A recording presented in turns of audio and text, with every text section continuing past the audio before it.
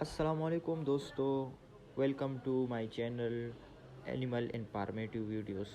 उम्मीद है आप सब लोग दोस्त खैर खैरियत से होंगे। दोस्तों, आज हम बात करेंगे साड़ू के इलाज के हवाले से।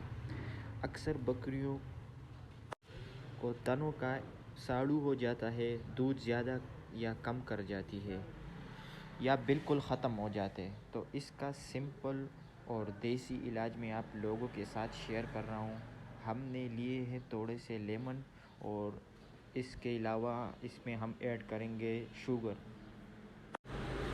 अब इसको हम बारीक पीसीस में काट लेंगे और इसके ऊपर 2 स्पून या 1 चम्मच भी सही है चीनी डाल के इसको जूस कर लेंगे ताकि इसका टेस्ट थोड़ा सा सही हो।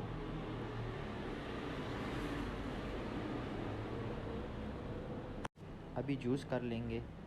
तो दोस्तों, हमने इसका अभी पेस्ट बनवा लिया है। अभी इसमें थोड़ा सा पानी ऐड करेंगे ताकि बकरी आसानी से पी जाए।